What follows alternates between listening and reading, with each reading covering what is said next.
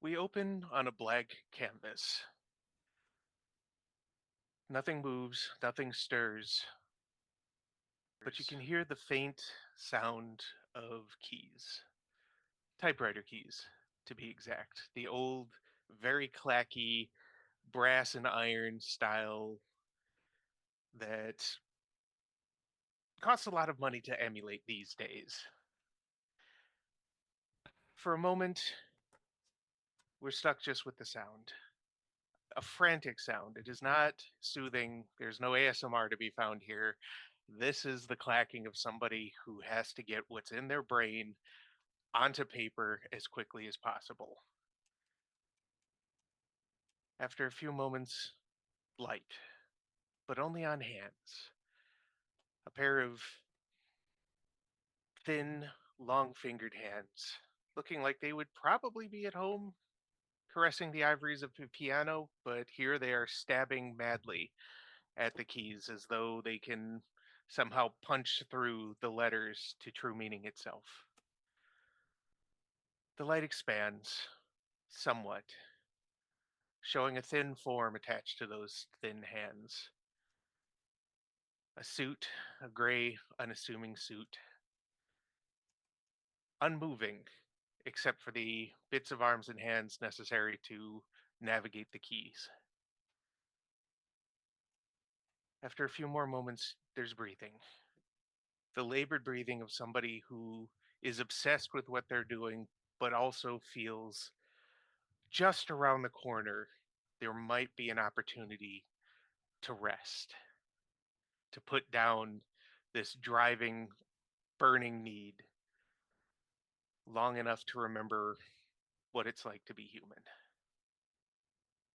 The page ends, thick with letters, though you can't, no observer can make out what they are, but there's meaning behind them, a terrible meaning. The pages pulled straight from it, very flamboyantly, just that little flourish of, and it's set on a stack of similar pages next to the typewriter. The hands pause, waiting,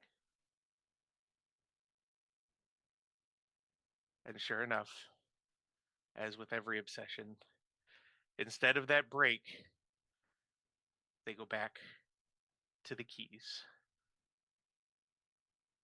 A sound that could have been a sob, or could have been a sigh of ecstasy, and on the edge of hearing, a voice that just says, "Good, keep going." Welcome to the Printer's Devil, everybody. This is a Lovecraftian inspired game featuring our wonderful cast here. I'll let each of them introduce themselves, get a little description of their character before we really get into it. Um, Thank you for joining us here. I'm really excited to get this going, and there shouldn't be any breaks this time. So let's go ahead and start with Janet. Hey, hello. I'm Janet, and here I'm playing as Dr. Sophie Jackson, who is psychologist, great at reading people and deduction. I'm also streaming and doing videos as Anime Gems on Twitch, YouTube. I'm also posting on Substack, but it's just my reviews from YouTube. And I will be playing this game. Now maybe Sarah? Okay. So it's hot potato. It is now. Okay. Welcome to the chaos. Yeah. Hey, all. My name is Sarah. I go by Sans on the Discord. I am here 5.5 nights a week. Tonight as Juliet Morningstar. A I'm a student and I do a lot of research for the doctors. Um so we'll get to see more about her. Tuesday, our Cyberpunk Grid game, Carnage Heights, as Hecate, Magic, Broken Heart of the Team Silverlock. Nope, not Silverlock. I gotta get used to not saying it. That's not even the when- right first name anymore. Oh, that's right. I'm just reading 5.5 nights a week. Did we mention that, folks? Yeah. With our Mask Oracle Force game as Nightwish. How the hell am I still the leader of this team? Thursday, I am the DM to the Chaos in our City of Mist campaign. Deviant Paradox. They're Displacer Beast, y'all. They're Displacer Beast. And on Sunday, in our 7th C Shadow of the Voctome game as Rosa Nix. And I guess over to Kevin. I guess that's me. Come to our Discord. It's been posted several times. One of the nicest places on the internet. We are full of wonderful people who want nothing more than to help you. Whether you want to be in the game, we'll get you in one eventually. We're busy, but we'll get you in one. I'm running out of days. But if you want to run a game, talk to us. We'll figure out a way to do that too. I have been incredibly lucky and eternally grateful for all the wonderful people that I've met through this Discord. So forget the games, forget everything else. If you need a community that makes you feel safe, supported, and wonderful, come and see us. We have spaces available. Other than that, we're not going to let him start before he tells us about his own self. The editor, tell us about the thing. Hi, folks. It's me, Bat Kyle, your friendly neighborhood menace. You can find me here on Mondays, at least for the next few Mondays. We'll see how long it takes them to figure it out or go mad.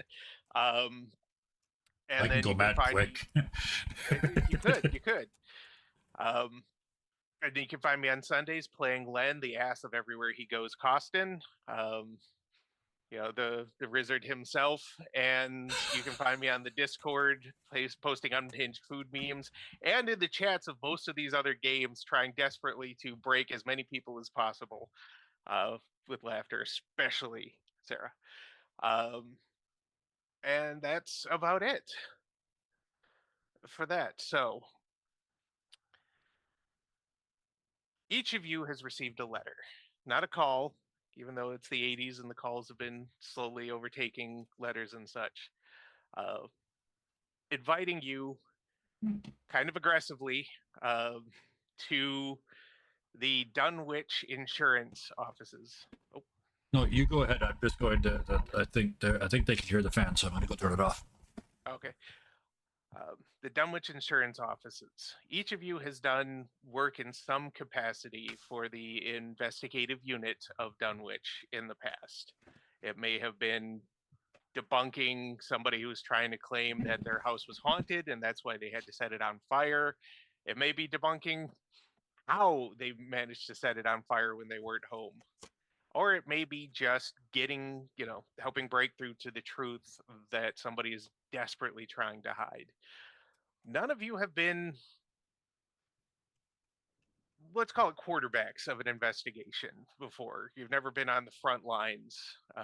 You've mostly been support. So this sort of invitation is a little out of place, but the money being offered is very good, and the tone of the letters, especially for the psychology majors, but even for somebody as traveled as Mike, just seems a little on the desperate side.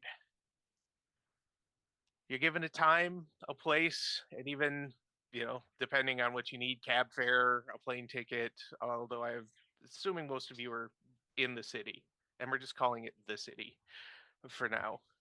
Considered it New York of a sort. When you arrive, all at the same time, you arrive at the offices of our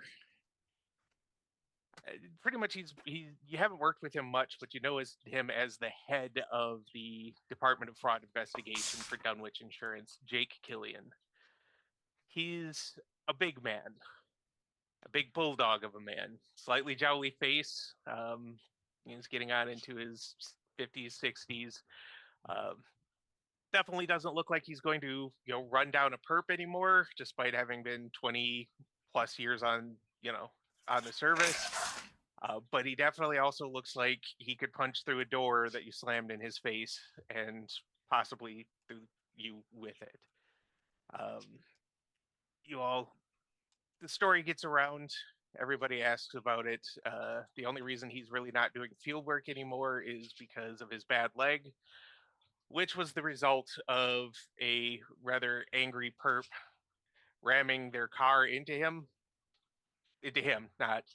not into his car. Yes. The guy didn't escape. He's very proud of that, but it also sidelined him, and they found a better use for his skills. His office, despite it being the 80s, very much has that film noir sort of private detective feel to it. He's got the old style filing cabinets. He's got the old style fan at the ceiling. He's very much going for an aesthetic here, and for the most part, he carries it. Um, Sometimes he gets made a little fun of because of you can see it hanging on the coat rack in the corner. He's got the yellow Dick Tracy style hat and um, sort of trench coat. Very much doesn't work on him, but he refuses to give up on it. Is smoke or drink? Oh yeah, he definitely smokes and drinks, and he does so in the office, even if you ask him politely to stop. Once again, it's the 80s, and everybody smoked in the 80s. Yep. Can confirm. We had a smoke pit at our high school. We had to stand just off the property so that they weren't responsible, but they all knew we were there. But yeah. Yep.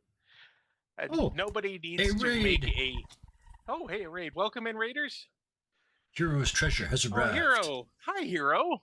I know Hero. Hero's wonderful. Ah, Nobody needs to make any sort of reading people roll or anything for this. You can tell each of you from the moment that you step into the office that he is very much on edge. There's a half empty bottle of scotch, a tumbler that is being refilled as you step in, and his ashtray is piled high with butts and ash.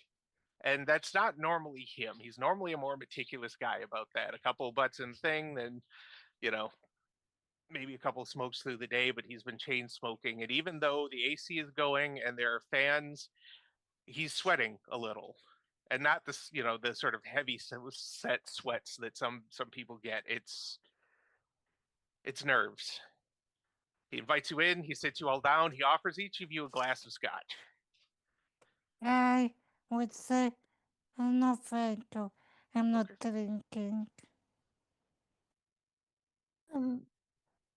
I don't think I should if I'm need to do research. oh, geez. I mean, if you haven't got beer, I guess, eh? All right, well, he'll pour some for Mike and toss them back for him before he. Dr. Sophie, look at Mike and we're like, parent. In response, he salutes you with the drink and then drinks it, looking you right in the eyes. He takes a moment to gather himself, obviously putting his thoughts together before he flops a very big file on the desk. We're talking a pretty heavy manila folder. Probably should be broken up into a couple, but if you can keep it all in one, he keeps it all in one. And he goes, I'm glad and thankful that you guys could join me. I know this is not the sort of job that you normally do, but we're getting a little desperate. Theodore Zane has vanished. And Theodore Zane, I'll leave this kind of up to the players here, whether you've heard of him or not, but he's not a replacement for Stephen King in this, but he is definitely considered a contemporary and somebody who has actually been overtaking the popularity of King's books. He has a rabid following, and it's all horror, of course. In fact, there's been a lot of buzz about the next book coming out. It's almost impossible to escape. Talk shows are talking about it. It's in the newspapers. People talk about it in the streets. It's it's going to be big. There's a fervor that's odd for any book, at least until like we got into the sort of Harry Potter times of today. But back in the '80s, not as much. Dr. Sophie, we ask why your company caring about him, and could you could he just run away to write somewhere in mountain and just could contact? Sarah, were you going to say something? Juliet Sorry, absolutely like starts to start talking, and then you see her shut herself down. Oh. She is holding back a hyperfixation rant about Thander Zane. Okay. Oh, okay. Nice. Well, he'll address Dr. Sophie's questions first. We are worried about him because we are the insurance company for Stygian Press, who he writes for. They have insured him for a large sum in case something happens. His books are incredibly popular. He makes them a lot of money in books, in merchandise. They're even, I believe, they've even sold the rights to a movie, to movies for it. Juliet? Sorry, I didn't know about the movie. Yep, they've optioned the series, although I think the big focus is on whatever the latest book is going to be. We don't even have a title for it. The problem is, if he doesn't deliver the book, especially if he doesn't deliver the book because he's vanished, not because he just hasn't finished it, Stygian Press stands to lose a fortune. And then we stand to lose a fortune because we have to pay out on the policies. So we need to find him, or we need to find at least the book, or enough of the book that they can get some ghostwriters to finish it out. What Of if course, he die and didn't finish book? What then? that changes things. Death still gives us, as a company, some options. A vanishing, however, leaves things very much in murky territory because you can't legally declare somebody dead until they've been missing for a lot longer than we have for the deadlines of some of these contracts. There's Uh, no more qualified people for this job if this is so important. he pauses at that, and he looks like he very much does not want to answer that question. Before he says, "Well, there were. We put our two best investigators, one after the other, on this already. And Fredrickson, about 2 weeks in, his wife gave birth, and he decided he just wasn't going to do this anymore. Nothing really mysterious about that. Put us in a bit of a bind. If I see him again, I am going to punch him. But then we put somebody else on it here. My brain just lost track of who that was. I wrote it down. Okay, yep. Jeremy Altman was our second most experienced investigator. He seemed pretty certain that this was all just a hoax, that the company was having Zane vanish, quote unquote. They had him, stashed in a little hotel somewhere, finishing the book and drumming up press. What happened to Theodore Zane? Is he going to have the book done? And then he vanished too. We haven't heard anything from him in weeks. Last thing we knew, he was running down Zane's agent. We don't know the whereabouts of either. We have any protection if we vanish too. Well, It's so risky. that's why we're doing this. I pulled you in as a group, and that's why part of why you have Mike with you. I feel like we're familiar with Miss Morningstar's occult debunking focus, and we feel that there's a lot of value here for that. Uh, we'll talk about why here in a minute. I just kind of want to go why we've picked each of you. Um, Dr. Sophie, we called you in because while our investigators are generally decent at reading little tells and things and walking down regular insurance fraud. Oh, my warehouse burned down with all of my wife's expensive mink coats and jewelry in it, and then they find the wife walking around town with those same items a week or two later while we were still trying to get the payout, that sort of thing. But we feel that having you on the case can be helpful because, as goes with some creative types, and he does little air quotes creative types, um, Mr. Zane has not always been considered very mentally stable. And your insights into his thoughts, where he might go for comfort, where he might feel safe, who he might contact that haven't come forward to us, are of extreme value. And Mike is not only really good with a lot of devices and big strapping lad that you can see there, but he's also shown that he's got a mind for puzzles. And this feels like a big puzzle. Dr. So, Sophie will take fire to read, and she give continue to boss. okay. Um, So it's been weeks, eh? it's been weeks, and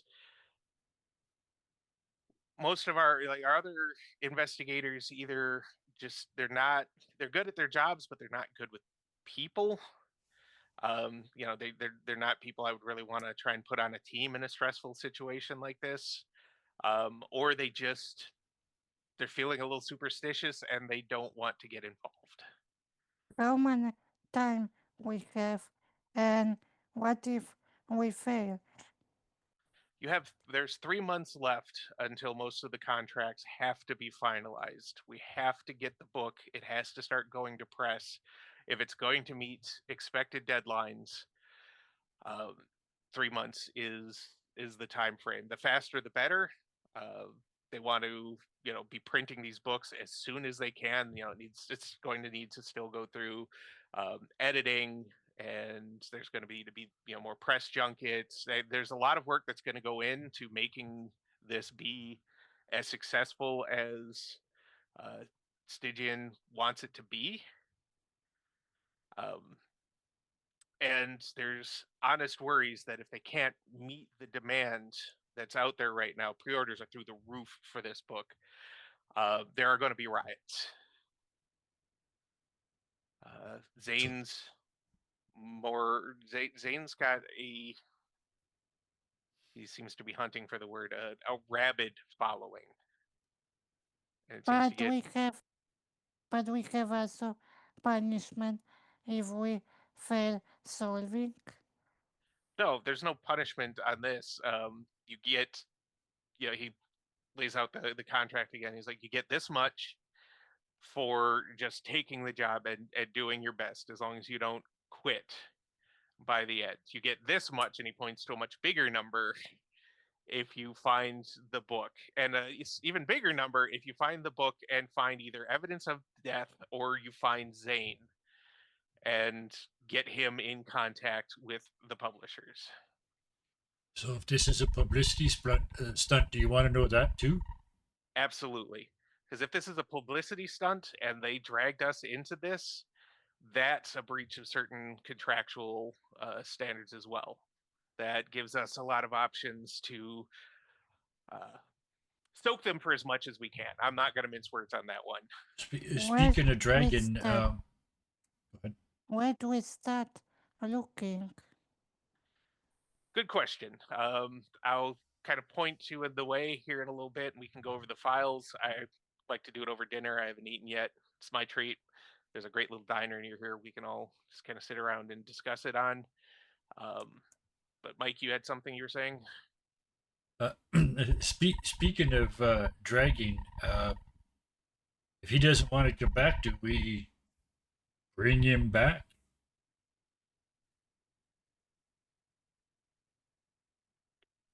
That would be illegal. That's not what I asked, eh? I know. Let's cover that if it's necessary. For now, we just want to get him connected to the publishers again, so that they can maybe get him some handlers to stay on him while he finishes the book and make sure he doesn't vanish again, assuming it's nothing more nefarious. So, what are your thoughts on this? It's Dr. Morningstar, is it? No, I'm not a doctor yet. I'm just a student. I'm studying. Um, if I'm honest, it honestly does sound more like a publicity stunt. He has done very similar things in the past of attempting to garner attention either via disappearance or by some other measure. So, publicity stunt isn't completely out of the realm of possibility.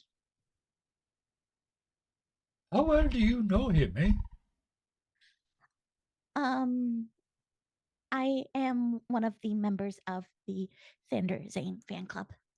Well, there's no need to blush.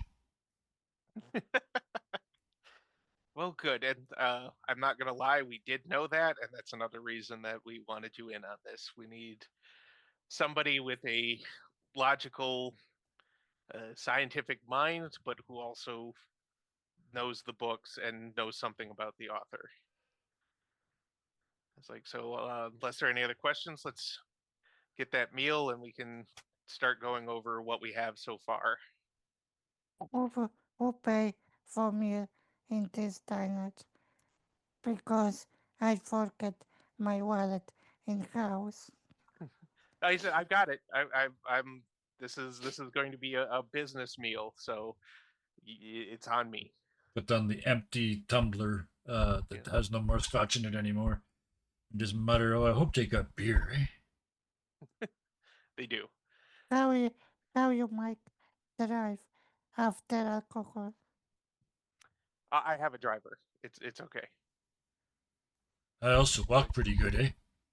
Anyway, dinner. Yep. So he grabs his cane, levers himself up with that sort of dad grunt that people are just.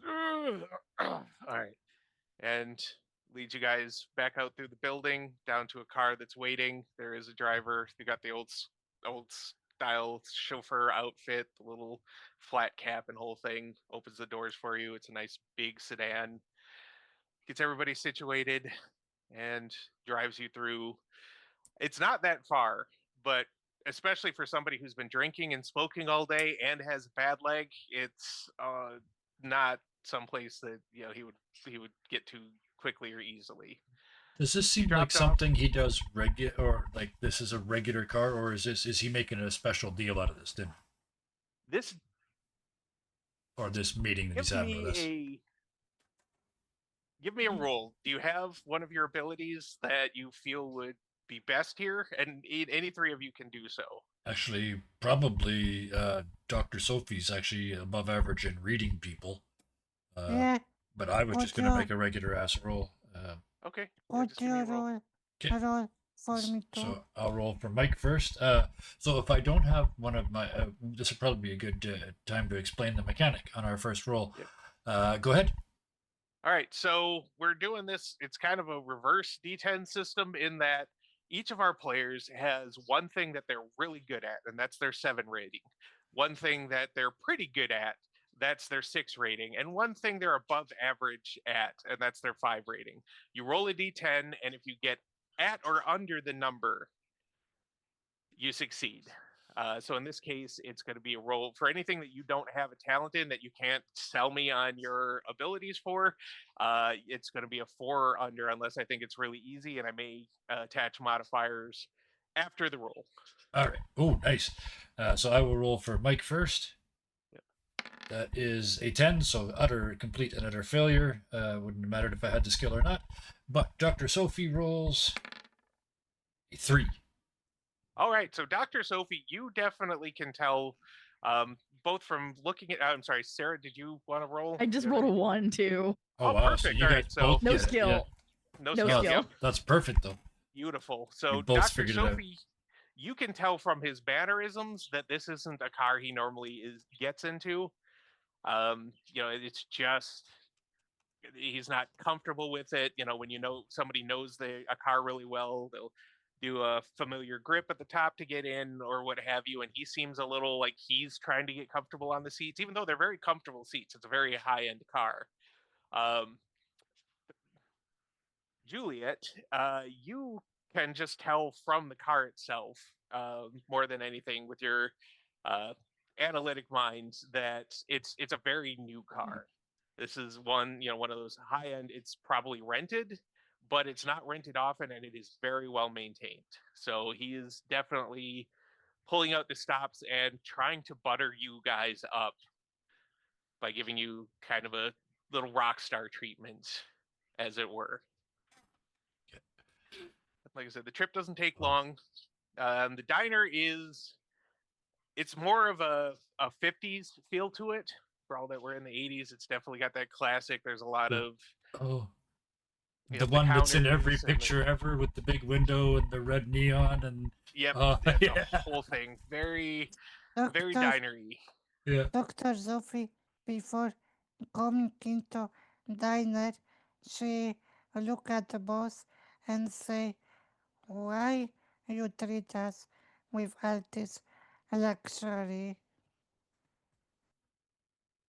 He just kind of pauses for a moment because I'm hoping you'll take the case, and I'm trying to show that we're willing to support you, and we're offering all this money for you to agree. I not expecting you to say yes yet. I figured you would all want to go over what we have first before you say yes, but I'm not gonna lie, we're buttering you up, and this was directed from above me to do. Plus, one of So, us who got after you this job is already missing, eh? And he's good at what he did, too. Eh? he was very good. Yeah. I So wondered why his office hadn't been needed to be cleaned in weeks. I'm going to say this now that we're kind of out of the offices. I am personally putting down some of my money. If you can find out while you're doing this what happened to Jeremy. He is a friend. Um, he's not somebody I would think would willingly just vanish off the face of the earth.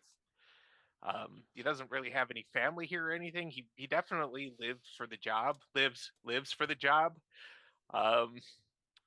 You could But- hear the eyebrow arch with that Yep. wrong use of tense. Yeah. Yeah. Do, It's like so. do you missing they have any family? Not anymore. No. And we'll cover that when we're actually in the diner. They've got a little for all the diner feel, they've got a little private area that I've already booked for us to eat. The food is fantastic here. I come here all the time. I suggest the Reuben, but you don't have to go for the Reuben. You can't go wrong with the food here. I come inside Yeah. and looking around. Juliet follows. Mike actually will leap if necessary to get to the door first. Because it's still the 80s, so yeah. There's still some of yeah, that. two female professors and my boss. Yeah, I'm holding the door. And then Jake? Sophie look at Mike while walking inside diner and say, what a gentleman. And he's got the little peaked cap, and he gives you the little tiny nod and a grin, and then follows you in. Jake pauses for a moment before following everybody in. He looks across the street at a bookstore that's there that seems to have some sort of kerfuffle going on. Not like an actual fight, but you can see their advertisements for Zane's books there.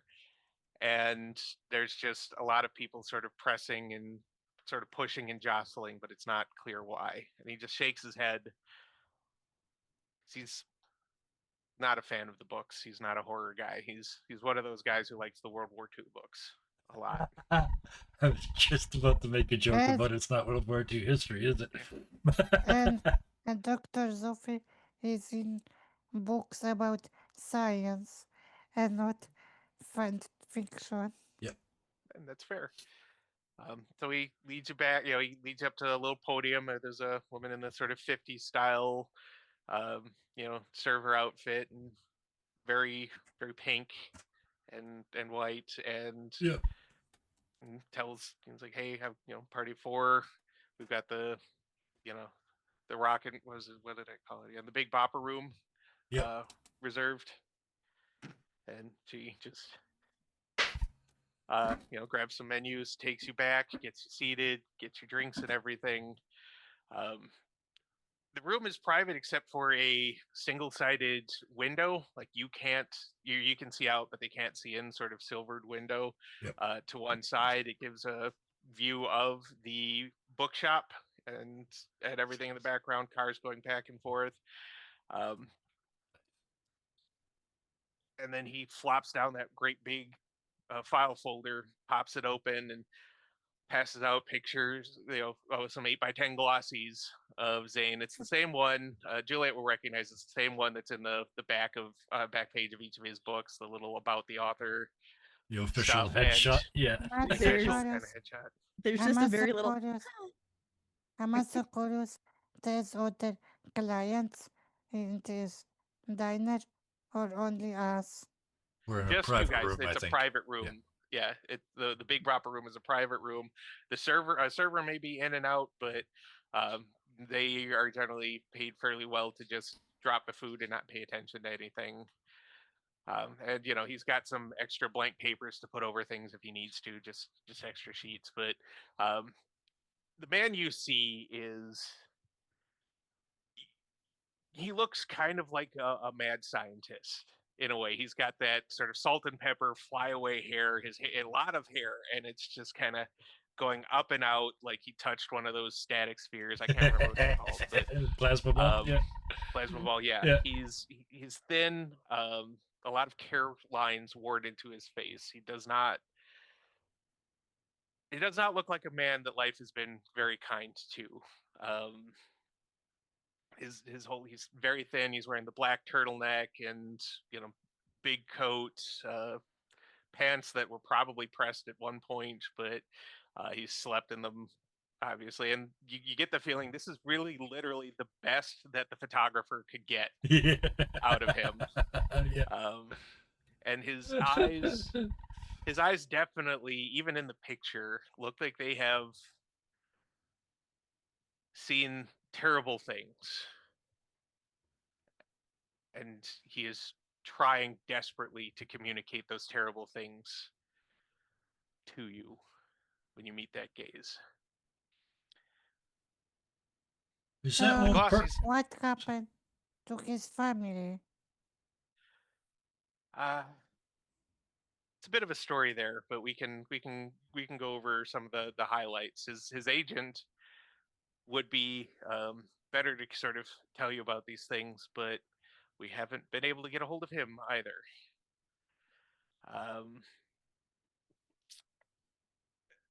The story goes from his agent, information we got when we first kind of really took on a real big policy for him was he used to write like shit. Like his first few books were flops. Let's just be honest here. They made at least enough money to cover the publishing, but they were not big hits. They were not critically well reviewed. They did have a bit of a cult following, but those people were weirdos. From what we gathered, it wasn't until his wife and child were struck and killed by a drunk driver, that his writing changed. Stygian, from what I understand, you will be talking to some folks there, so they can probably tell you better. But as I understand, they're getting ready to let him go, despite his agent going to bat for him, and the tragedy that happened. But they decided to give him one more try.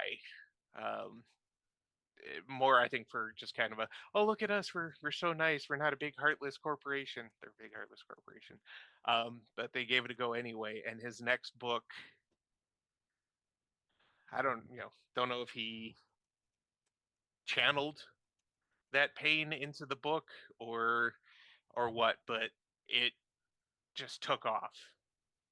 It was almost like somebody else wrote it for him, and I'm not gonna lie, there was an investigation done to make sure that he didn't have somebody ghostwrite him, write it for him, because the departure was so marked. Like it seemed like somebody else, but it wasn't. It was him. And after that, he just started putting out hit after hit. His following grew. There's more and more buzz about him. He became more important. So, of course, Stygian shifted more resources to him. And other than a few times where he has just sort of run away before, as Juliet pointed out, he has just kind of vanished, whether it was to drum up more publicity or whether he just couldn't handle the pressure for a while, because there's obviously a lot of pressure suddenly on him. Uh, from what I understand, he's never really been great with people or crowds or you know a lot of that sort of thing that comes with having to do press tours and interviews and everything that comes with a really big author. I have few questions. Of First, course, he was witness of this accident, or he was at house and wife was driving with kid. he was at home writing when the accident happened, according to the police Driver, report. driver meet drastic or run away. The driver was never found. Like they have the truck, they know who he is, but he dropped off the face of the earth, and that is, even in our modern era of the 80s, that is still something that you can do if you think the alternative is a lot of jail time. And he would have been facing a lot of jail time. There was a half empty bottle of vodka still in the cab of the truck. So we know he was very drunk. His license was suspended at that point for DUIs already, so he shouldn't really even been behind the wheel. It it was a mess. It would Um, be connected to any third party like a river or like mafia there or wouldn't have just been any driver. reason for any of that. There Before his first book took off, he was nobody. He didn't have a lot of debt, but he also didn't have a lot of money. Especially once he got famous, the case was reopened because he insisted, and understandably so. He put his own money into investigators, and uh, last they heard, he had jumped onto a steamer headed for Africa. And there's not a lot that anybody could do at that point. They had any enemy right now or not? Depends on how you look at having an enemy. He's very successful, and a lot of writers in the genre, and not even in the horror genre, are understandably envious of his success. But at the same time, he's never, as far as we can tell, he's never crossed anyone. He just writes his books. There have But been a he couple had times. Oh, but Julie. he receive any death threats or anything like that? Oh, of course he's received death threats, and we've done our best to look at them. Anybody famous receives death threats. Most of them we've had. We've kept some of the more glaring ones for you guys to go over if you'd like, but we've also already had police and psychologists kind of take a look, and most of them have been ruled not actually credible threats. They're people looking for attention, or mostly people looking for attention, wanting Zane to notice them, to take them seriously, to get their hands on a little bit of the I think we've lost the The- person video froze, and now we're losing the audio. There we go. There we go. You're back. Okay. You still have me? Yeah, you're back Mhm. now. Saying my Yeah. internet connection is unstable. Okay, where did we leave off? Was you were saying We Psychological- heard Credible. everything you said, I think. Yeah, right up to the Yes. last sentence. Yeah. Okay. I was just gonna say, and of course, there's always gonna be some, religious extremists who are yelling at him about spreading devil worship and blah blah blah. There have been some, a couple attempted lawsuits of people who claimed he'd plagiarized them, or they had the idea for the book first, but all of those were provably false and never really went anywhere. They were, I guess, good for a bit of publicity, but um, there was never anything that seemed more than just a cash grab attempt. Ms. Morningstar, what is the uh, sorry, I'm just gonna jump this one in. Ms. Morningstar, what is the fan club's official position on what happened to his writing style or lack thereof? Hey? Well, the original fan club that was there was, again, very strange. And then, as kind of the new fans kind of came in, the old ones left. So we're all more fans of his newer things. Now we know cannot run away again with Argent. Because he's not good at running away by himself, at least. Every time he's run away, like we found him after a little bit of not very uh, deep searching, a town or two over, staying at a hotel under an assumed name, but he's not good at himself, at least up to this point. He hasn't been good at covering his trail, um, or anything like that. He's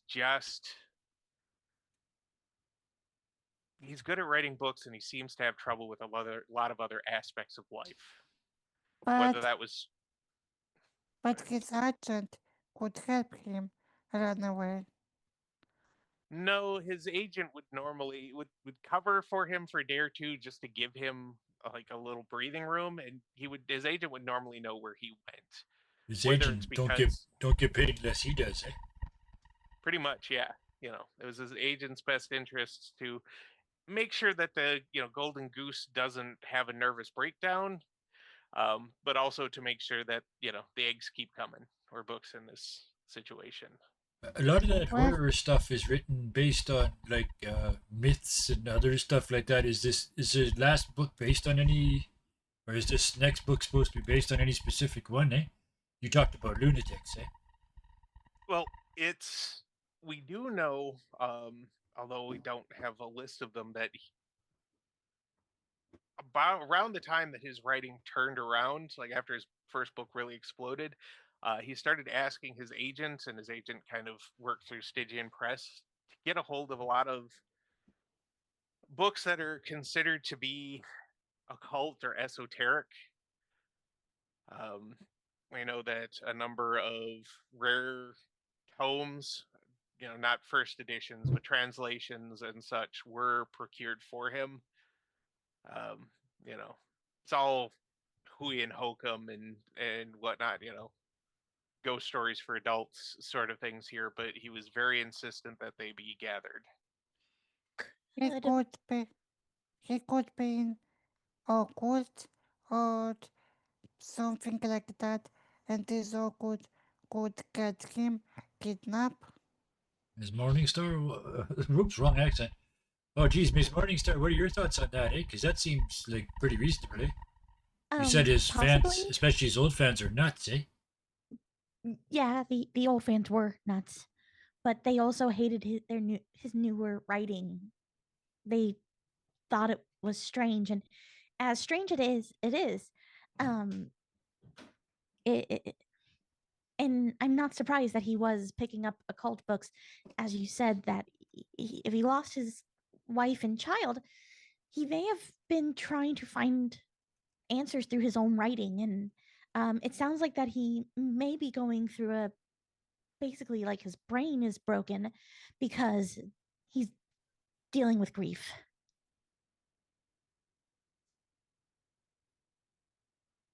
If that makes any sense. No, that definitely makes sense, but I mean that's a lead you can run down. Um, Altman Jeremy, my friend, didn't seem to want to really explore that. I don't blame him. That's not something standard insurance investigator is all that involved in. But I think Stygian Press might have the list of what books were procured for him. They haven't given us everything that we've asked for. Do you write from his office or from home, eh? He writes from home, And are we and going to he be able to pulls get in out there? he actually flips through things, and there's a house key attached to a piece of paper with the details of where he was writing from. I'm still So curious if there is possible that he just get mixed up with some occult group and now this group get him. I don't think so. We've been keeping it's possible, but the reason we don't think so, at least currently, is that we've been keeping an eye on his finances. Money hasn't moved. We haven't received any sort of ransom demand or anything, and I can't imagine a cult would be able to just to make him completely vanish like this. But it is possible. There could be some deluded group that uh, thinks that they have the next prophet of the end times. Crazier things have happened. I also feel like they could think like he owed them money for this now writing books in this occult style and he didn't give them what they wanted, so they kidnapped him to pay. Well, that's why I'm saying we. Yeah, a lot of people would be pissed Lost off for him, but lawsuits and people who don't like the stuff he's writing about. Yeah, we need to have a book about, though. absolutely. And like I said, none of his money has moved, and we haven't received any sort of ransom note or anything. If they did somehow, take him and force him to write the book, they could hold the finished book for quite a ransom. But that seems incredibly What a risky. horrible thought. Hmm. Get locked in a room, finish your book. Your mic, your mic broke off again now. I mean Kevin. What was that? My mic isn't working? That's worse. It's doing that sort of connection issue thing again.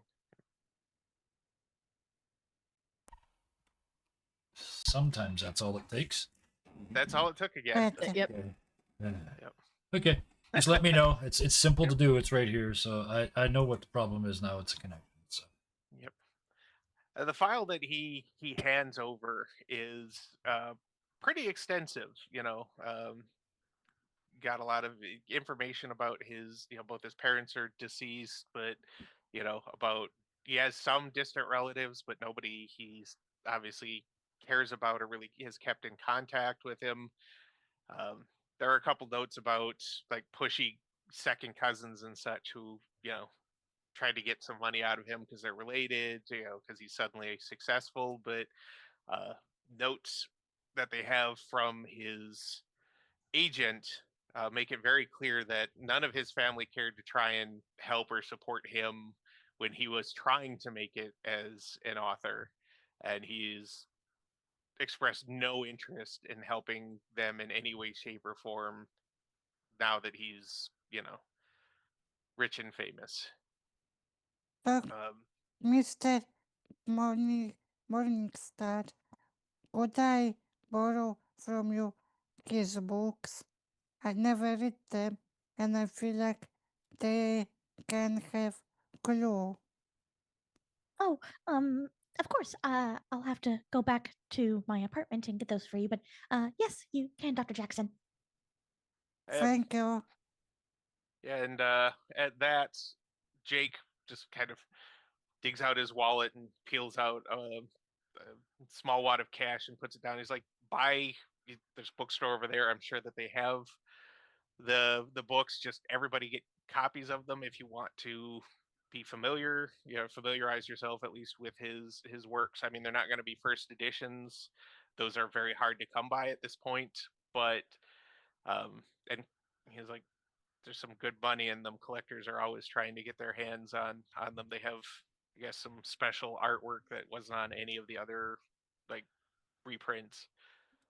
And as he's putting the money, like actually plopping the money down, there's a sound of glass shattering as a fire axe crashes through the one-way window, completely scattering the glass.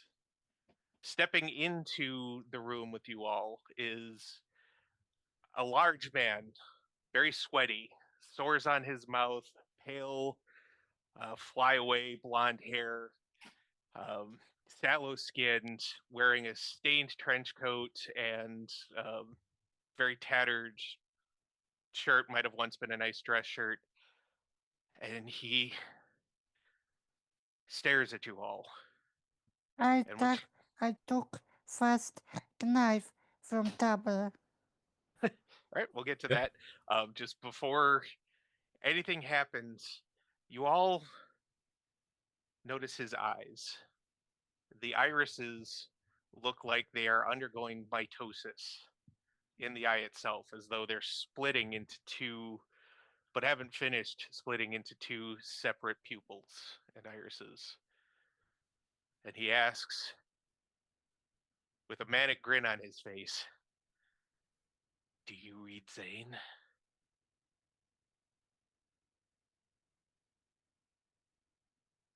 Apparently, Dr. Sophie grabbed a knife. I will finish my Yes. beer and wrap my hand around the pint glass.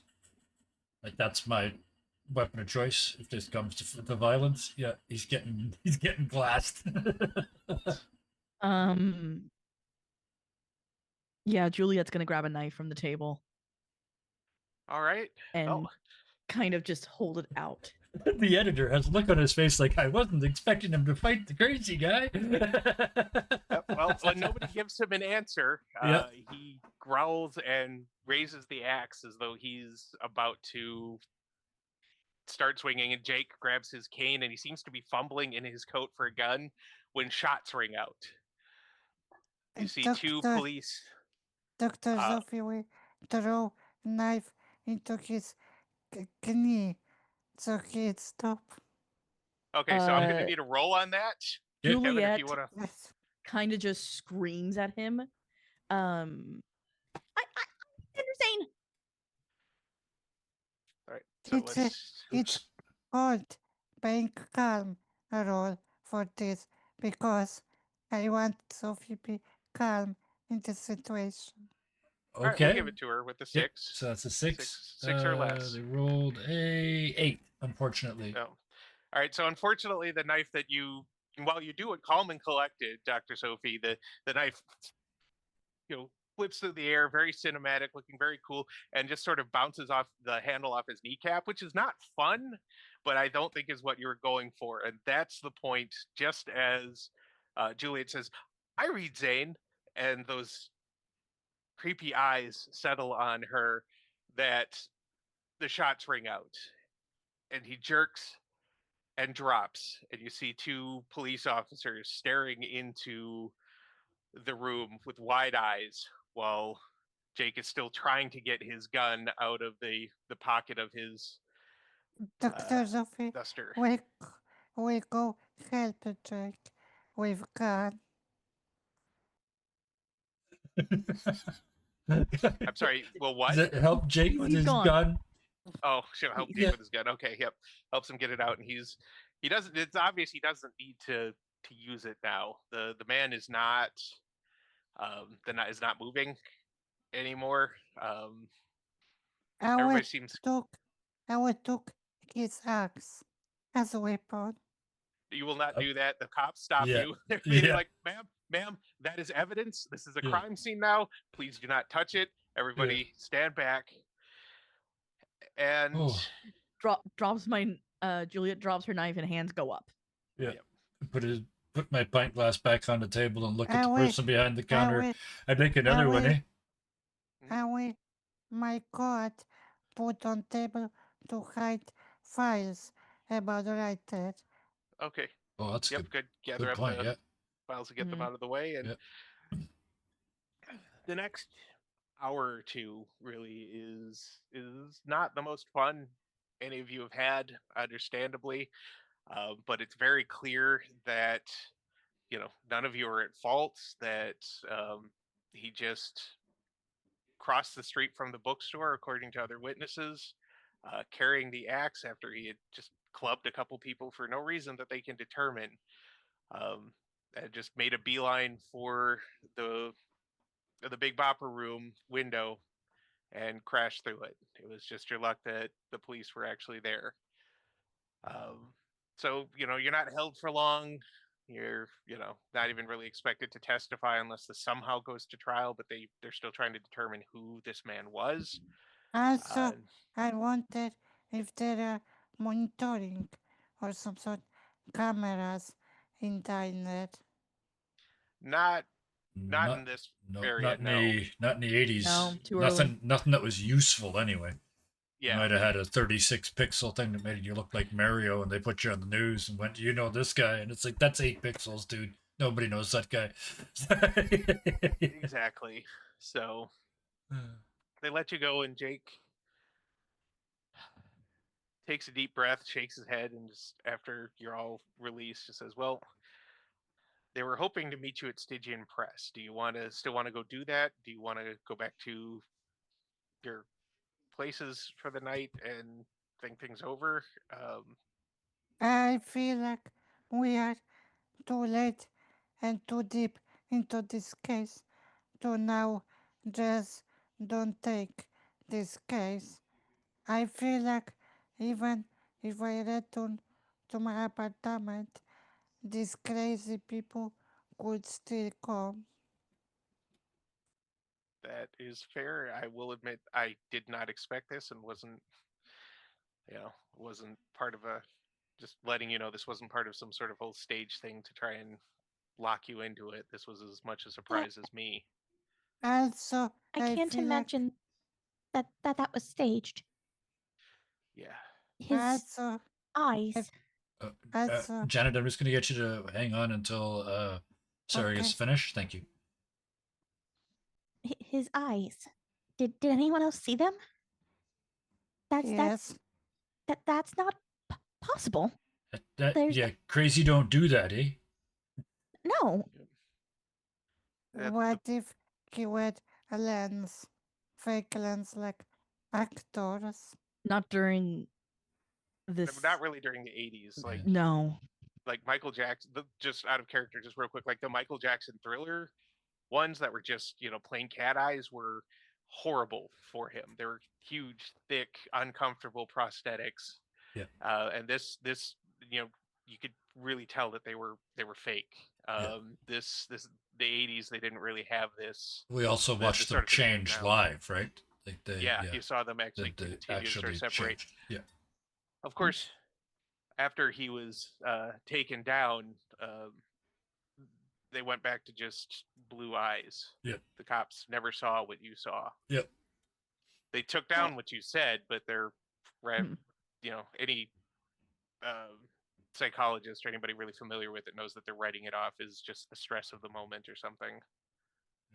I feel like I know what happened to your colleagues from work who disappear. Why? What if he meet someone similar to him? Similar? There's no similar to that. There's nothing like that. Yeah, I that's just, I just feel like we meet more like him. I wonder if well, maybe the people at Stygian might have May, heard something about that, eh? I also really need to go to his place, eh? I need we to be we where he ran away from, right? yep. we um I know that you said that you're trying to butter us up, but I don't see how we don't take this case now. Thank you. And he'll like, well, we can get the contract signed just so you're secure that you'll get your money, all of that. Do you still feel up to meeting the Stygian press folks, or do you need some time? I I do, especially if he was asking who reads Thander Zane. Yeah, I I'm heard I'm that I'm part too. of the fan club. Of course I read his books. I'm not going anywhere till I get my Reuben, no, eh? I, I didn't read. This is why I wanted borrow from Mr. Morgan Star. Well, I don't think anybody wants to go over to that bookstore I was suggesting, but if we're going to Stygian Press, they probably have copies that they'll be willing to part with. So, Especially if it's going to help in the investigation. yeah, It's them that's not yeah, getting paid too either, eh? Hmm, They're not getting paid until the book gets written, eh? So yeah, hopefully they're on our side. they Also, should be. what happened with files? I'm asking because police cop will still have these files or police took. As far as they can, no, you still have the files. As far as the police could determine, this was just a random act of violence by a disturbed man, Yeah. um, you know, who couldn't have known what you were doing in that room. Yeah. Plus, we're investigators. We're allowed to have, unless those files were gained illegally, we're allowed to have them. So Yep, nope, these are good all. questions, but yeah. Yep, all above board. So, Yeah. well, then he'll get everybody back into the car. Um, he's very quiet and contemplative on the drive over, because I'm sure pretty much everybody else likely is, unless there's something you really want to talk about over the drive. No, I'm noting in my notebook everything. Okay. Well, the Stygian Press tower is pretty much exactly what you would expect from, publishers that handle mostly horror and occult style books. It's very sort of modern gothic, um, brutal, a lot of crowning and ornamentation and gargoyles and things. Not Oh, too much, but enough that you can tell the brand pretty easily. oh, geez, it looks like an ode to Batman, eh? Yeah, Dr. Just all those Sophie, high, really thin Dr. arches. Yeah, yeah. Dr. Sophie kick Michael leg and say, be serious. It's serious case. Oh no, I hardly am ever serious, especially after a couple of beers, eh? I'm certainly not serious about this. We're going to talk to people who make books for a living, eh? yes, you are. And And And these Sophie, may be people Aurora, who are purposefully lying to us because And she just gestures at it. Yeah. yeah, yeah. Sophie, roll eyes at Mike. Mike just grins like he can't possibly imagine why you'd be rolling your eyes at him. Yep. Well, Jake leads I you love in, this. We're gonna takes you get in to a the chirp front war. desk. Yep. Yeah. Yep. I enjoy the personality. But he'll lead you in, take you to the front desk. There's a woman waiting for him. Definitely, she's got the pencil skirt and just the whole. I am a personal, personal assistant. I am secretary to somebody, very important vibes to her. She gets you checked in, gets you all visitors badges, takes you to the elevators, doesn't answer any questions about anything. Just make sure you get up to the very top floor, which is pretty much the whole top floor is the office of the CEO of Montgomery Kane. His name, I love these names. big prac. Yeah. Yep. And even inside, especially in his office, it's still got that sort of gothic feel to it. A lot of very ornamented or carved dark wood, um, brass handles on big double doors to get into his actual office part of his whole floor. There's obviously a section set off to the side. It's probably somewhere he lives half the time, a living area and whatnot. But she knocks, peeks inside, then opens the door and ushers you all in. Dr. And Sophie looking at everything, thinking to herself, great, I mean, Adam's family. Yeah. kind of that Adams Yeah. Family vibe, yeah. But there are some like big posters on the wall, frame posters that are the cover art for books for some of their best-selling authors. Zane has a lot of Zane has a lot of them now. He's got a whole floor. Yeah, or So a whole he's wall. got like Yeah. almost a whole wall to himself, and Yep. from the looks of things, there have been other authors in those spots previously. The office itself is an exercise in power and excess. It's got the huge dark oak, very heavily polished uh, look to it. It's the big power chair. The wall behind him is covered in awards and um, his diploma and copies of the first edition signed copies of books and all of that. This is a man who is very very proud of everything he built and probably did some really shady shit to be as successful as he is, but Yeah. he's never been caught, and if anything says 80s, that does. Well, that and cocaine, but That and lots of cocaine. I was just about to say, especially in the literary communities. Yeah. Montgomery Kane is a man in his probably from what you can tell in his early 70s. He's had work done, but plastic surgery in the 80s wasn't quite at where it is now. So he has a very sort of tight and not quite uncanny valley. Oh, we lost. Oh, we can still see. Hi, Bug. We see You might Bug. want to mute. You might want to close your camera or point it up a little bit, just in case. There we go. Yep, Yeah. there you go. He's he's got that sort of blandly crafted handsomeness to him. Even his like that says when he was younger, he was probably still pretty good looking, and he just refuses to admit that even all of his money and connections can't stop time. Yep.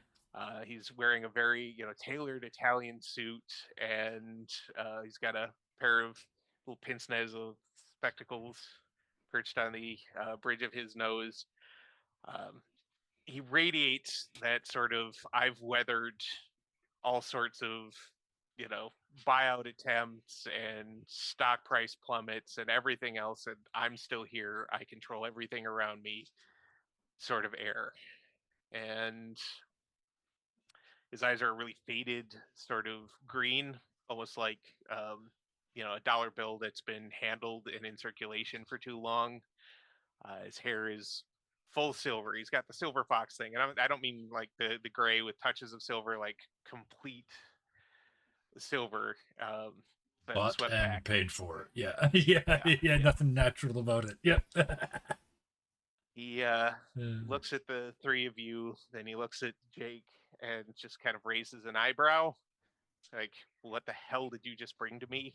I'm paying you for my best. Although he doesn't say it, it's very easy to infer from his look. And Jake just shakes his head for a moment and says, "This is. We've exhausted other avenues. I think this team really has a chance, but you have to play square with us." which is kind of a ballsy thing, given that he's talking to, one of their biggest clients. Montgomery pauses for a moment and then nods his head and says, "All right, so what do you need to know? How can I help you get my book?" First, I would like to know anything about this book unfinished. Like we know anything at all. Let me What do was the? this. Yeah, Oh, hold on. I'm I, gonna add this as a little. I said that earlier as well. Yeah, makes perfect sense. It's either his old fan. I mean, just again, while Kyle's looking stuff up, it's either his old fans who don't like his new stuff, his new fans who don't like his old stuff, or it's Cthulhu, right? But that's a distant third at this point. It's still very. Right. I really like the way this is crafted because it looks like people did this to him. Right. Yep. And all right, there should be a. Hopefully, you can see a handout in Roll20. Yep. I know Janet probably can't see it It's unless. okay. The occult book list. Yep. De Vermis Mysterious. The narcotic manuscripts. Oh my god. Unusbrechen Kulten. Liber Evonus. The Annals, In Spreckling- Extremis Finibus. And of course the classic Necronomicon. Not bad for a cold read of that. Like a. Yeah.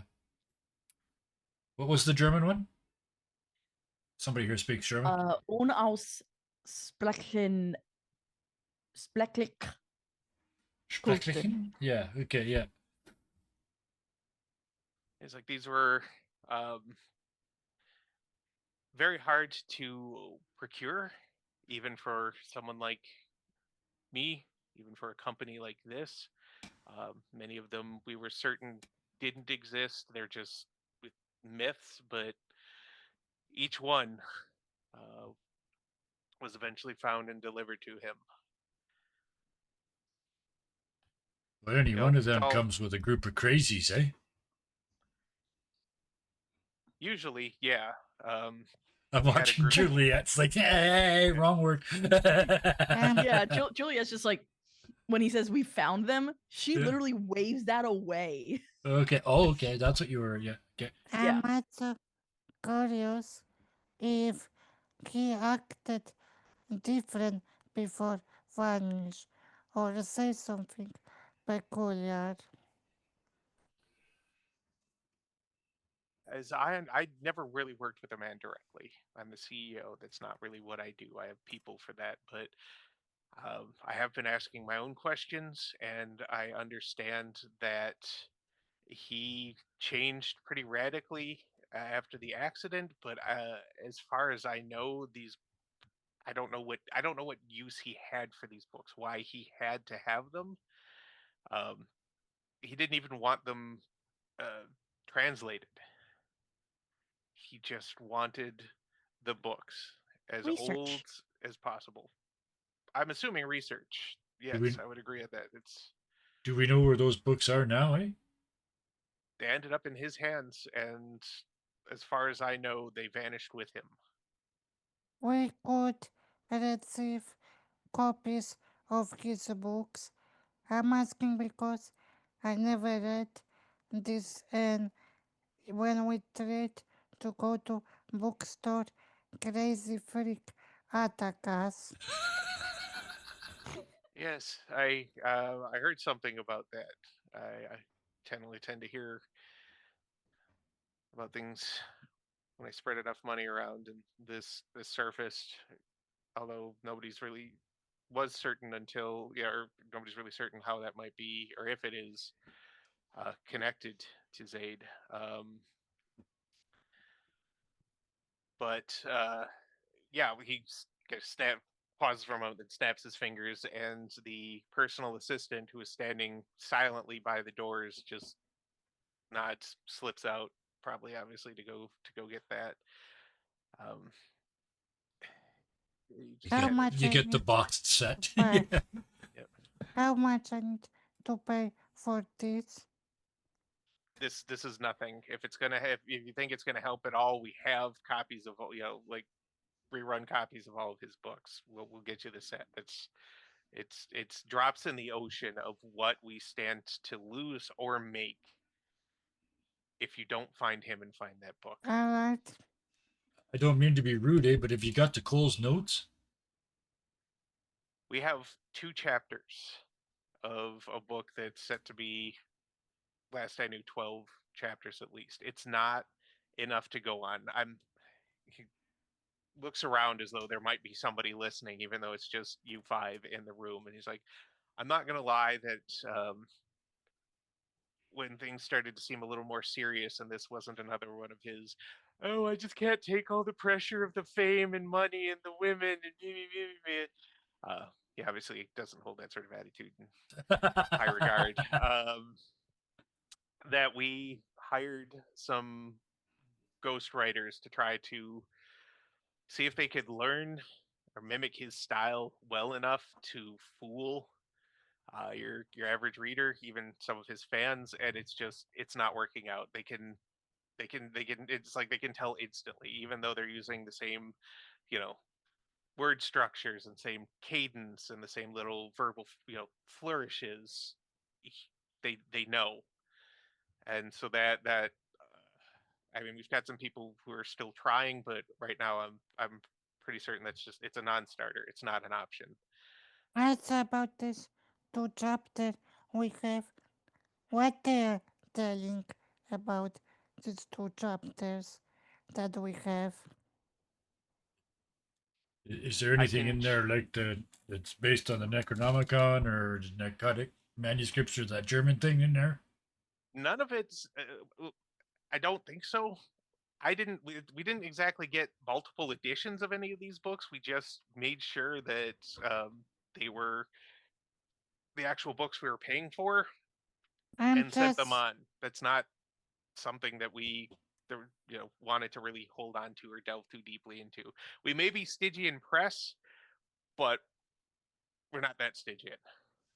I'm just curious if these 2 chapters tell story specific about characters doing stuff from Necronomicon, or just he rewrite those books he asked. Yeah, so can we get those 2 chapters? I guess is what we're asking, eh?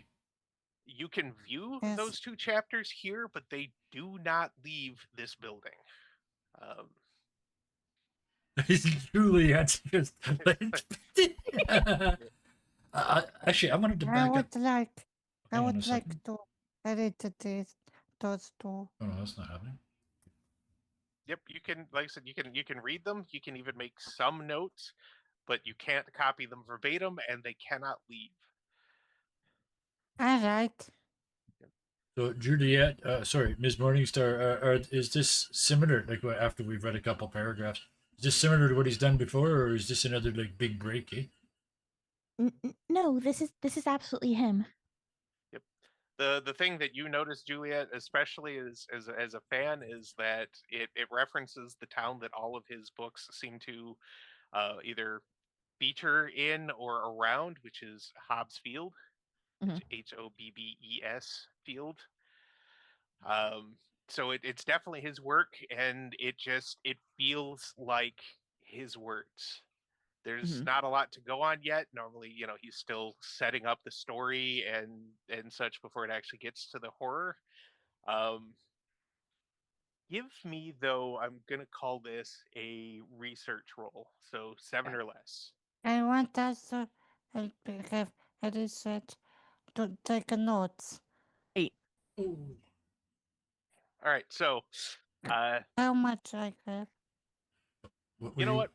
Well, I'm going to go with Dr. Sophie helping. We're going to give that a -1, There so we it's go. 7, just at the edge. But you realize in reading in this that it features. There's a character that people kind of talk about, but he's never been a feature character, but he's also showed up in every book, and that is the figure of a young boy named Aaron. Aaron. He's mentioned just in passing. He's never experienced any of the horrors in any of the previous books when you think past it or anything, but he is always mentioned at least once somewhere in the book. And Mhm. he's little boy, around the age of uh, Zaid's that Zaid's son would be. Um, Blonde hair, blue eyed, you know, full of life, just kind of out of character for his books, but somehow he always seems to fit. I'm always I'm curious if this place set in every book, this Hotsfield is a real place in game. Like if we can go here I to was look. I was actually going to ask because I know with Stephen King he writes about Derry, Maine, and it's actually based on a real town in Maine. Yeah. I just don't And- remember the actual one now. Yeah, I know what you're talking about. This for him though, for Zaid, nobody's ever been able to make that connection. Right. Like So it it's is more like it is Arkham. also Yeah, it's more like it's Arkham of an in that. of an era rather than a specific place. Yeah. Yep. People postulate that it may have been like once again, this is more of a Juliet and the fan club thing, that it may have actually been a place once upon a time that just, you know, isn't on modern maps anymore, but nobody's been ever been able to, you know, census records, the whole thing. Most of them just, you know, kind of armchair detectives in a time where there is not the internet that you can have everything at your fingertips. Yeah. But haven't been able to say yes conclusively. This is Springfield, Illinois, where the Simpsons are. You know, Yeah. So yeah, so it's always set in around the same town. It's definitely still that sort of New England pseudo coastal area, but if it's a real place, nobody knows exactly where it would be. Mhm. And she relays all that information to Dr. Jackson and to Mike. Okay. I would like to go to his house because I feel like we nothing more find here. Okay. Did he have an office here? No, he did everything either from home or from whatever little hotel he was hiding in. It was always just him and that typewriter of his. We tried to give him modern typewriters. We even tried to give him a you know, very modern, very expensive word processor to do the work on, and he always refused. He was very loyal to his typewriter, and hey, if it kept him happy. That could actually end up being really useful. Eh? And he's gonna takes out a business card and writes a couple numbers on the back and hands it to Juliet because she's the fan. Although it looks for a moment like he's going to hand it to Mike because he's got a penis. And you know, this is the It's kind of the old school 80s, guy yep. who respects that. It's Yep. the 80s, but then he pauses. He's like, "No, this has got to go to the fan."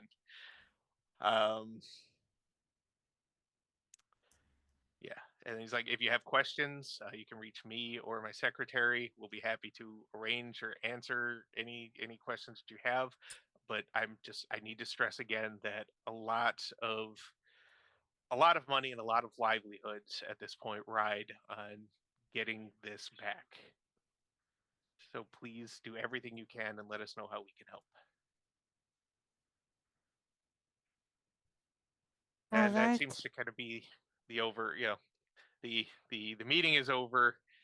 You plebeians can go back to doing whatever it is that you do. And you know, Jake will get up and shake his hand and kind of step back out, take you back down to the car. When you get down to the first floor, there are 3 box sets of his completed works, 11 books altogether, with 12 supposed to be the penultimate. Mike, You know, would you carry it for me? It looks heavy. No worries, I can carry them all. so he'll. I wonder how much a set stood under plastic's worth, eh? He has no intention of reading these books. That's why he asked for the Cole's notes. I don't know. Some people might not even know what that is. It was basically designed for university students that hadn't read the book. And it's a summary of an entire book in about 10 Spark pages. notes. Spark. Yeah, Okay. Spark Notes, Up Clip here they're Notes. called Coles Notes because the book company that did them was called Coles. But yeah. Yep. So yeah, the 10-page summary of the 11-volume. You know, I think War and Peace was only 14 pages long. I mean, there's not much to them. So, Yep. but yeah, There aren't really. They don't have any Coles Notes, although you could they probably don't do find Coles them. Notes for fiction generally. But yeah, Yeah, yeah. So Jake will get you well, settled at back in least the not for car, horror and fiction, not for current fiction, right? not for current Yeah. fiction. No.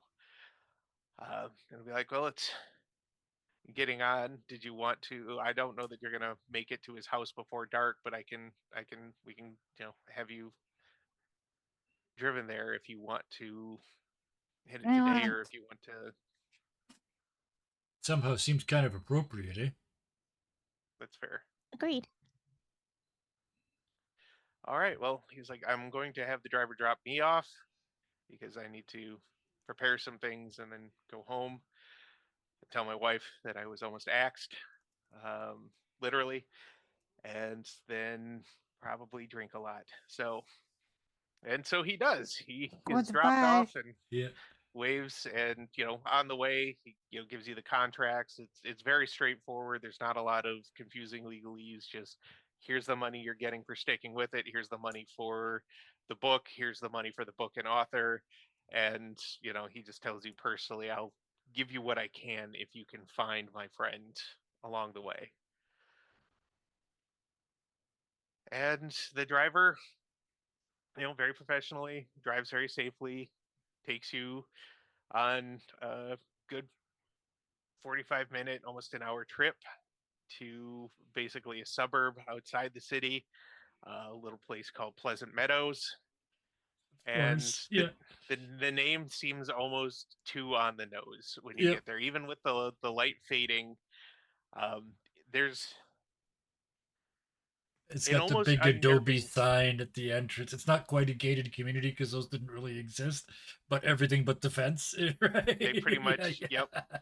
And there's an almost disturbing as you drive through to get to his house, an almost Stepford feel to the Yep. place. Yep. Like it's Also, Every I'm every curious. place is exactly the same. They're all the same yep, color. Yeah. Oh yeah. I'm yep. curious. Even yard are the same.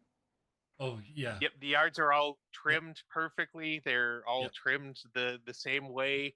It's not so much that like you don't see the full Stepford, or if you get the reference, the Wrinkle in Time, the planet where everybody, I can't remember the name of it, but the planet where everybody comes out at the same time, the kids bounce the balls Yeah. together at the same time in groups. It's not that bad, but it just looks like there may be big men with sticks that have nails in them behind the scenes, making sure that everybody keeps their paint up, Yeah. keeps their driveway clean of oil stains, Yeah. keeps the grass cut. This There is not a was place that tolerates a lack of conformity until you get to the Zaid house. perfect. The Zaid house immediately stands out. You just know what it is. And it's not that it looks haunted, it just looks avoided and uncared for. The grass is high. The windows are smudged. The paint is chipping in places. The roof looks like it could deal with a good reshingling.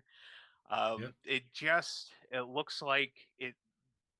In a place like this, you would expect that a neighbor or two would just elect to keep.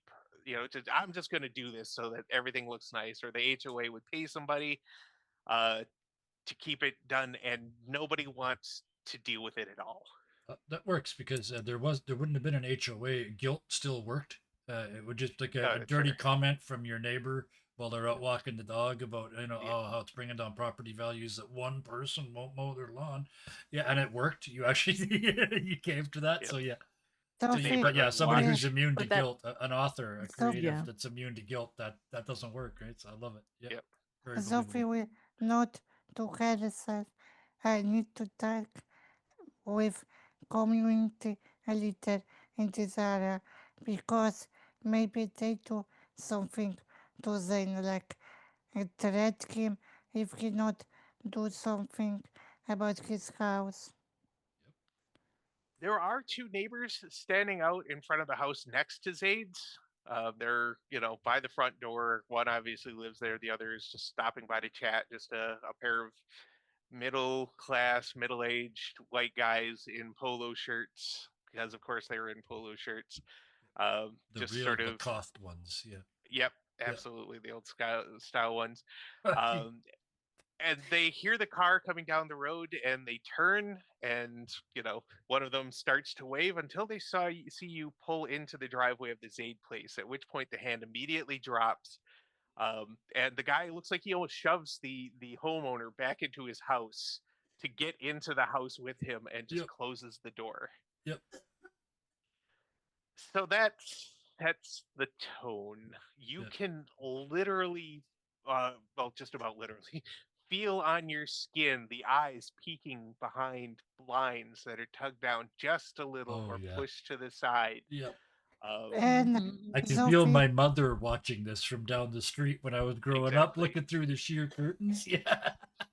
Can you believe they're going into that house? Oh, we lived right across the from the hospital, the emergency Doctor, room for the small town for a while. So she knew everybody was hurt before anybody else did, and it made her feel really powerful. Doctor, Anyway, sorry. Doctor Sophie will be say, could you excuse me? And she will go to this neighbor and knock the door. Oh, this is gonna be fun. All right, so Mike actually let's turns to Juliet and says, "Oh, this will be funny." I really hope she understands what she's doing. Well, I kind of hope she doesn't. Eh? the door does actually crack open at the knock. Yep. Not just enough to, like, you can see one eye and just that little kind of little column of face of somebody who is doing this because it's polite, Yep. not because they want to do it in any way, shape, or form for themselves. There's just such a thing as manners, and you cannot be seen by the neighbors, even in this situation, not at least answering the door. The man looks We at saw you. them. We know they're home, right? Yeah, You yeah, got to you know answer they're home. now, You Deb. saw them. You got to answer. Although, of course, you hear a woman's voice from somewhere deeper into the house going, "Tell them to go away. Tell them to go away. Herbert, tell them to go away." And Herbert, We you can feel donated the at the body language office. of somebody doing the hands. Go away, stop. I'm handling it. I'm handling it. And he And he goes, smells like Doctor, Old Spice. I don't Doctor, know. "Yep." Doctor Sophie, Doctor Sophie is like, oh, thank you so warm, greeting. I feel like I'm in wrong time, but still, I have few questions. You I don't. live, you live on front of Mr. Zane. How he was, and why you let him to stand out in this neighborhood? Look, we didn't have much to do with Zayd himself. He wasn't. He opens the door a little more at that, but you could actually give me a reading people roll. So 5 or That's below. I above just want to. average. Yeah. Yep. Hit the button. Hit the button. 24. All right, perfect. You can tell that he's opening the door not really because he wants to talk about this so much as he wants to rant about this. Like, he's got something on his chest to say about this, that, to somebody new, not somebody who knows what he's talking about and just kind of nods. Is like, yeah, yeah. He You can even see a bit of flush start to go up his neck, because it's like, the dude was weird. Okay, I try not to speak ill of my neighbors. We've got a nice quiet place here. People raise families here. He was just strange. He never wanted to take part in any of the potlucks or any of the 4th of July no activities. Uh, he didn't care about his lawn. Um, we saw his wife and child a lot more than we saw him for a while, and it was clear that they were doing it just to get out of the house. They his wife especially didn't seem to want to stay in the house very long. I don't know what was going on in there, but I don't believe this sort of thing, but people in the neighborhood would talk about just strange feelings being near the house, the feeling of being watched. And normally around here we can tell when somebody's watching. You see the little blinds twitch or anything, but being watched at odd hours, weird sounds, um, nothing serial killery. He makes like little serial killery, like neighborhood pets didn't go missing or anything like that. It's just it felt and it still feels like just not a welcoming or good place. And it didn't feel that way before they moved in. I mean, even when they like for a little while after they moved in, it didn't feel like that. It was just neighbors that kind of kept to themselves. That happens. We dropped off food. We gave them a little casserole, shared some baked goods with them for a little while. And at first, it seemed like they were a little standoffish, but gonna fit in. That didn't last long. Um, it wasn't long before things really started to turn weird, and we started to see his wife and kid just out and about pretty constantly, um, more than is usual for this sort of neighborhood. So that's honestly what I can tell you about him. Um, He you had know, any visitors? he did have an occasional visitor here, big blonde guy.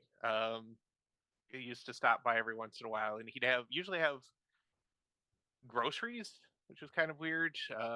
Groceries or books.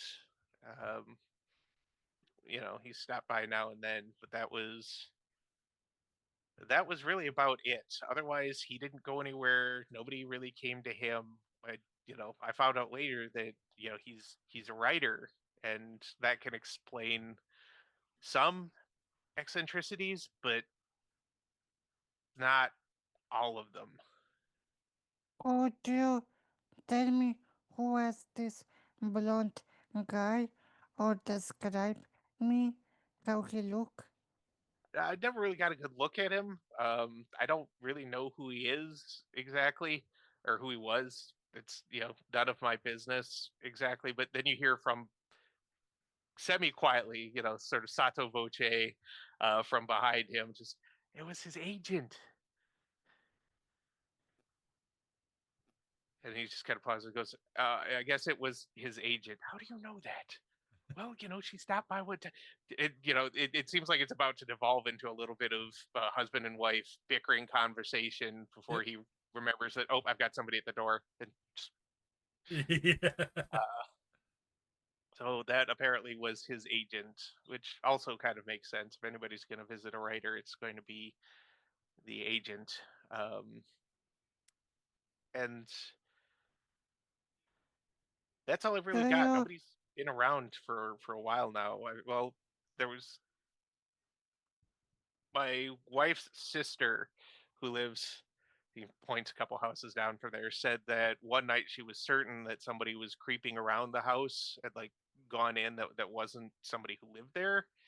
But we figure if they're breaking into that house, they deserve whatever happens to them. Um, and if they had business being there, then we just didn't want to know. do you ever talk with them? And if yes, how you how you how No, he no, was? no, nobody really talked to him. Like if somebody knocked on the door, it was usually his wife who answered. None of us really had I mean, well, he rubs his chin for a moment. It's like, I mean, we talked with him a little, like when they first moved in, but even then, he didn't say a lot. He seemed more content to just sort of let his wife do the talking, and it seemed like he wasn't really focused on the conversation or guests or anything. Like you just catch him just sort of staring off as though he were thinking about something entirely different, and what was happening here didn't matter. It was really rude. which is another reason people stop trying to reach out to them. There's only so much you can do to try to be good neighbors. Thank you for this. You helped a lot. Is he gonna sell the house? Do you know? Because it's like I we don't know, really. and it's still secret, but I know what is happening. But thank you for help again. And Really, Dr. Sophie will go to his wife's sister's house. It doesn't the character description that you gave me, Janet, sorry to interrupt, but it's psychologist with detective tendencies. And Yep. it's that the detective is on the job. Um, as you head for the second house, I'm just going to interrupt long enough to look at Juliet and say, I want to go in the house and have a look, but there's something I got to do first, eh? And I go to the attached Okay. garage because they've all got attached garages. And Yep. I open it up because it's never locked because it's the 80s. And I find his lawnmower, which is probably fucked from like oh, just it's ages and yeah. ages of not being used. And I would like to use my really good at fixing machines to try and fix his lawnmower and mow at least his front lawn. Because if it's like I'm thinking it's one of those like it's essentially a postage stamp lawn. Yep. It's like 20 feet square. The front yard, the backyard's big. That's where you have all the stuff. But yeah, so I'm gonna fix the. I'll do the roll for fixing the lawnmower. All right. I blew it. I rolled an 8 on a 7. This lawnmower is just too far gone. There's dry rot in the tires. Like the whatever gas and oil mixture is in the tank has turned to shellac.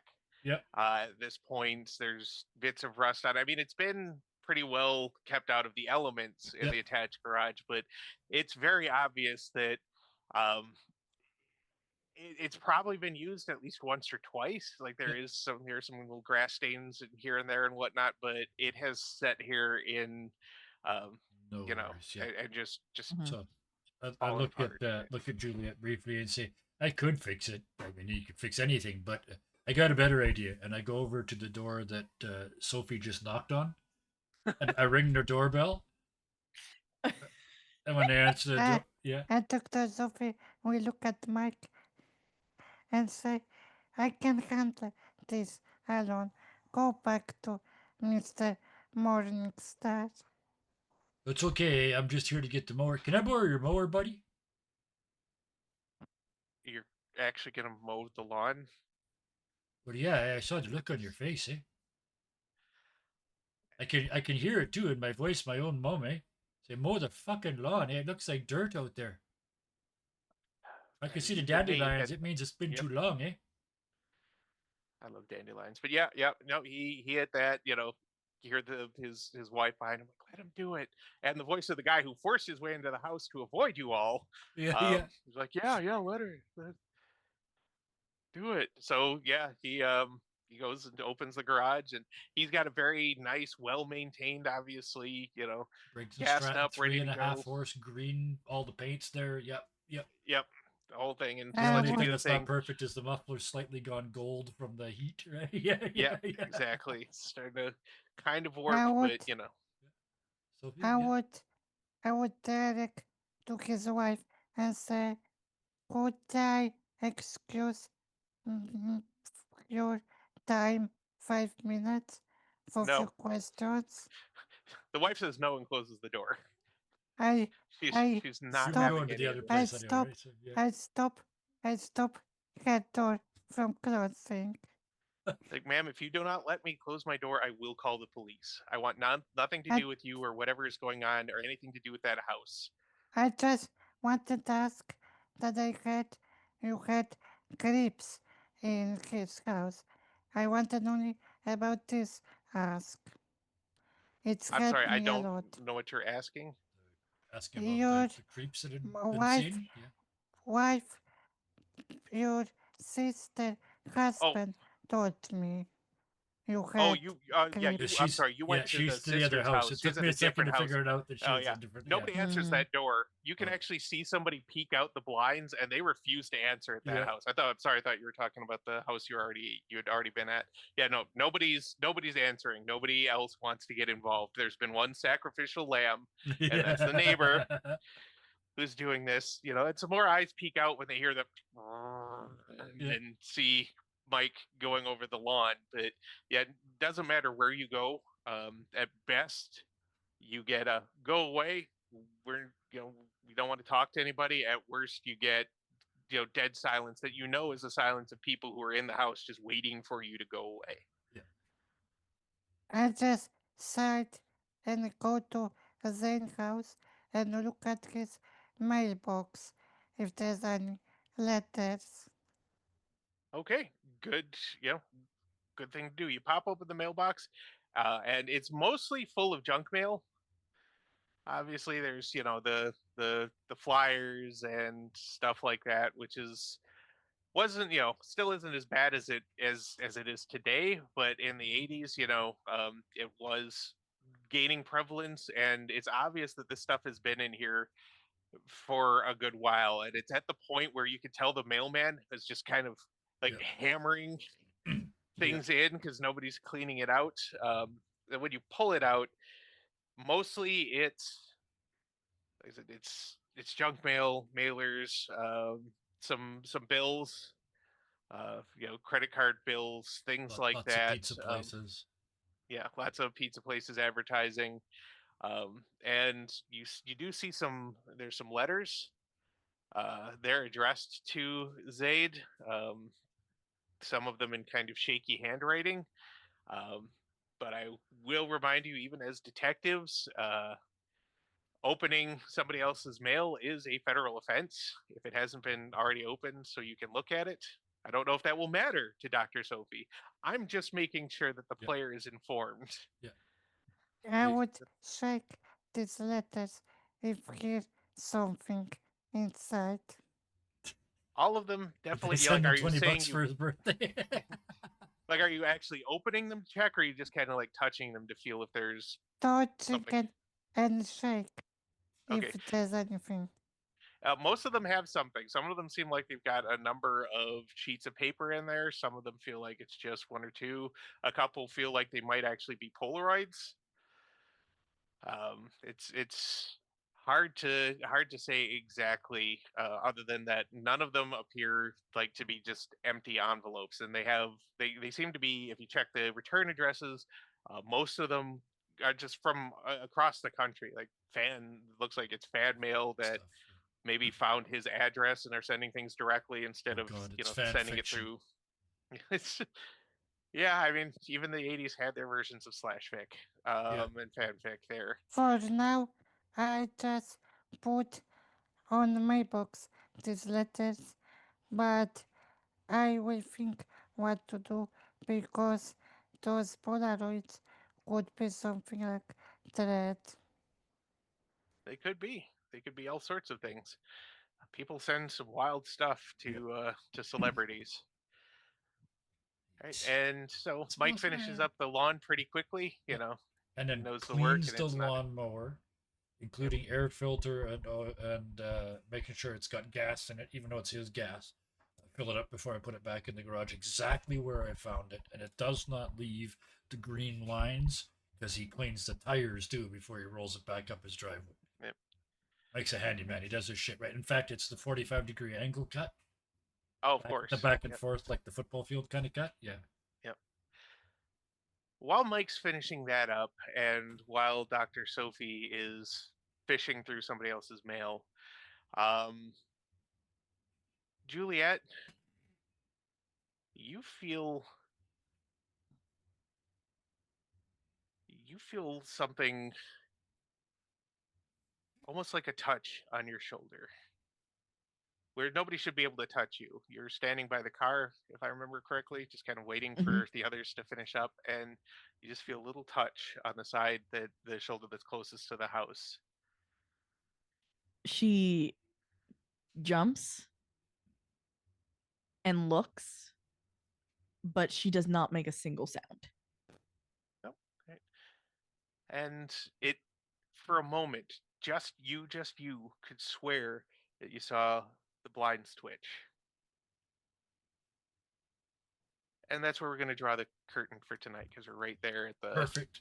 We're all separated. One creepy thing just happened. Oh, absolutely wonderful. Before we do the regular thank yous, I invoke my it's my Discord, it's my channel right, to interrupt with the editor, Kyle. You just flashed me back more times in 2 hours to my teenage years in the 80s than I have thought about it in the last 40 years. So everything you said is absolutely perfect. I know exactly what color that shitty sign is that's outside the this little mobile or not mobile home. That's a whole different part of town. no, It's no, no. exactly It's the all opposite of right. that. This is Yeah. the, like I said, it's a gated community with everything but the fence. I know exactly what you mean. So all night long it was just flashback after flashback after flashback. So thank you, and back to our regularly scheduled programming. Alrighty. Well, then, I'd like to thank my players for, being willing to join me on this journey and, let me test their sanity a little and see how things are fleshing out. Hopefully, you've liked it so far and are kind of liking the rules light system we've got going on. Definitely want to thank our chatters, like everybody in chat who's been kind of hanging out and commenting and such. I can't read it, not because I'm worried about breaking, but because it's, I'm just trying to keep all these plates spinning while I'm Yep. doing it. And yeah, it is kind of like a copy and paste of the same three houses all over again. Yeah. And, I'm Gable looking on the forward left, to. Gable on the right, Gable in the middle, Gable on the left, Gable. And we used to call them drunk neighborhoods because it's impossible to find your own house when you're drunk. Yep. Because they all look the same. Exactly. So Hmm. outside I of don't that, we'll want the be. mouse to kill me. I'm just gonna keep my mouth shut. Yep, exactly. Yeah, I'll close it out with our usual dirty 20. Please be nice to yourself, be nice to each other. Even if you don't have the spoons to be, outgoing and kind, there's not enough niceness, there's not enough kindness, and there's not enough joy in this world. So share what you have and let others share it with you. With that, good night. Bye. Good Night, night. y'all.